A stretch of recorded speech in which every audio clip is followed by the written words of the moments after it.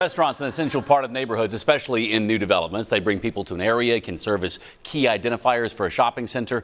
KSHP 41 News reporter Olivia Akery took a closer look at why restaurants are becoming, in some cases, the heart of modern developments. And it seems like, Olivia, almost like common sense that, of course, you're going to involve restaurants in some of these locations when you're building lots of new places you want people to gather.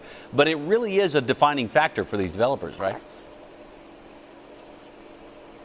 Right, and one reason is because people recognize areas because of restaurants a lot of times. Like if I say I'm in Corinth Square, you might not know what that is, but if I said it's where Va Bene or Taco Republic a couple yards away are, then you might recognize it then. Restaurants really help develop the identity of an area. So I talked to local developer Lane 4 about what makes them so popular in new developments and shopping centers like this one. And they said the Kansas City market really rallies around local restaurants too.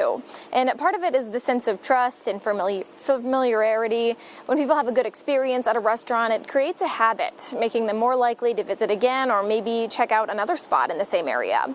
Also, that restaurants have become third spaces for people. If we spend the most time at home and work, after that, it's restaurants.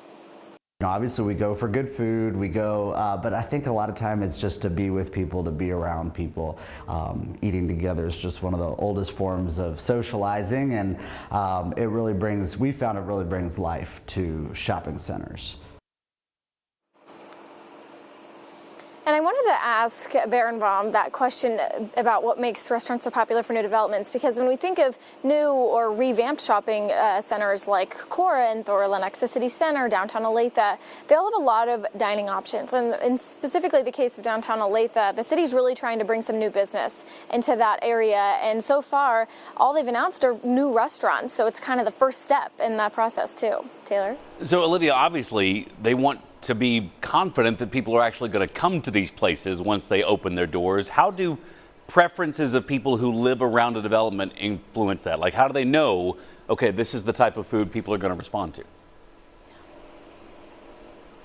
Yeah, well, one, it takes a variety, but also, like I was saying, about just the familiarity of a restaurant. If you're going out for a quick or maybe a last-minute bite to eat, you're more likely to go somewhere that you've been before. It's familiar, you know you're going to like it, and so that really helps when they're thinking about kind of what mix to have in a new development.